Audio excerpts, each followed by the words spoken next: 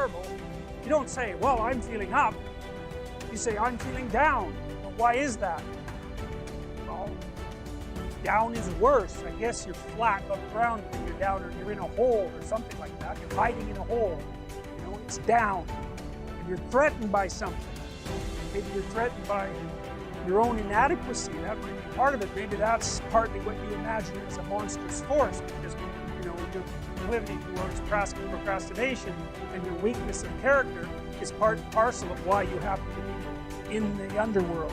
And that's the underworld, the mythological underworld.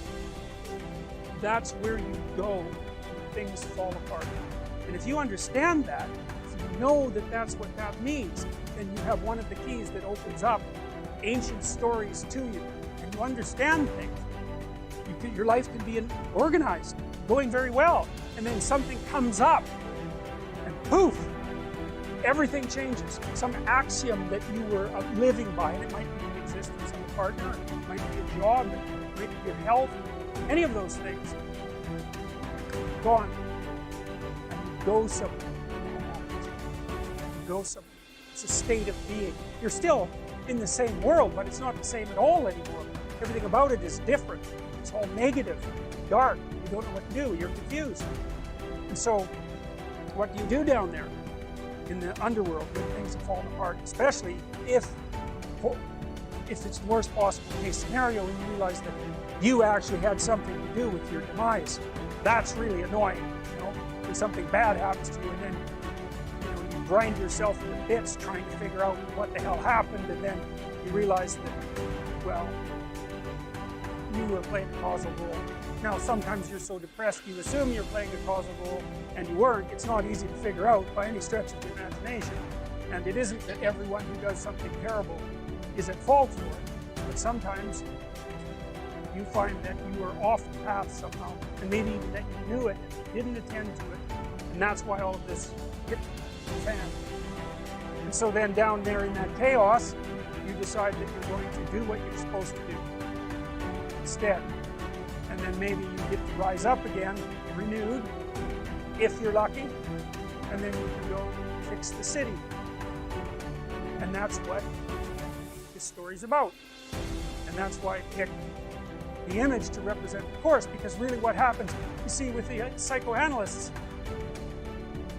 the road to health, if you're not doing well, which means that as you act in the world, you're not getting what you want.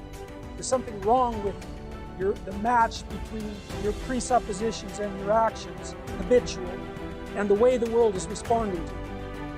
So it's not turning out for you. And the question is, well, what can you do about that? And one answer might be to examine yourself for presuppositions and action patterns that are not serving you well, and find out what they are and what to do about them. And maybe some of that is, maybe you're not moving forward because of fear, and maybe that fear is grounded in terrible experiences that you had in the past that you've never been able to understand. And maybe one of the ways of gluing yourself back together and expanding your personality so that you could, in fact, live properly in the world is to go back to those terrible events and untie them, straighten them out, and understand them, and drop them. And that's what psychotherapy is about, in large part. Psychoanalytic, behavioral, doesn't matter. What are you afraid of? What are you avoiding? What are you failing to develop? Maybe from fear, maybe from avoidance, God only knows, maybe from disgust. As you improve, the probability that each improvement will produce a further improvement increases. And so perhaps the downside is the cataclysmic catastrophe that you can engage upon if you reproduce your moral failings. But the upside is that each improvement produces an increment in the probability of the next improvement. And I've seen that. It's a truism among behavioral psychologists. I mean, although they don't generally phrase it that way. If you're a behavioral psychologist, and I am a behavioral psychologist, what you do is you find out what, essentially you help the person establish their aim, then you break down what they're trying to do into attainable units, and you negotiate with them. You say, well, look, they say, I'm not making use of my time very well, spending 3 hours a day playing video games. You say, oh, okay. Hypothetically, how much time would you like to spend playing video games? say, well, I could probably spend an hour a day without it interfering with the rest of my life, which is kind of the issue, right? Because if you play video games, fine, but maybe 3 hours means that you're not doing your homework or something, and that's not a good game. So you say, okay, well, I want to play for an hour a day. It's like, okay, well, can you shift to an hour a day right now? And this is supposed to be an honest conversation. And the person says, no, I've tried that lots of times. Every time I try, I just fail. And so you don't say, well, quit failing, go play 1 hour a day, and the problem will be solved. That's a stupid strategy.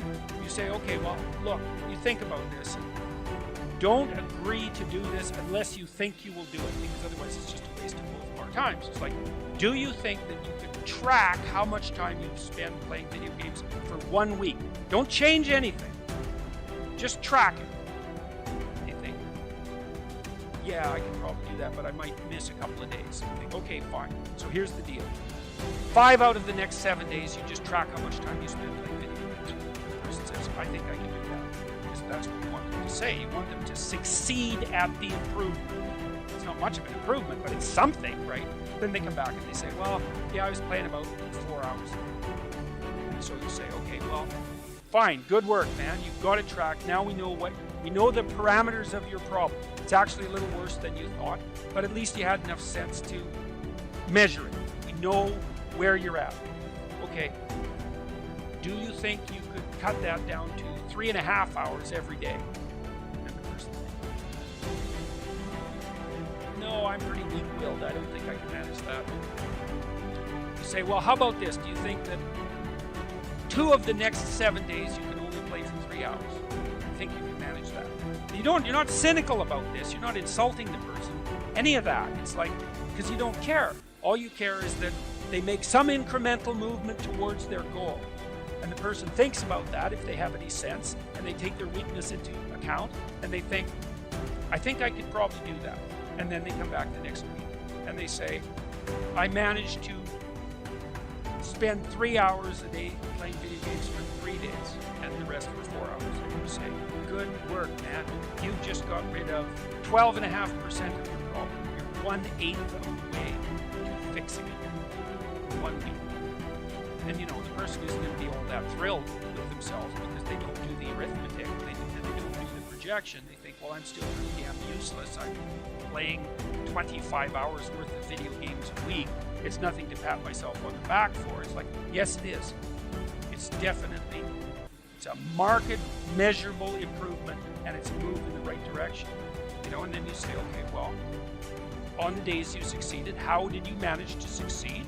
And is there a way that you could do it for 4 days next week? How about that? Or maybe you could even try 5 days. Do you think you can do that? And then you also tell the person, look, the other thing you've got to understand is you're not going to improve like this.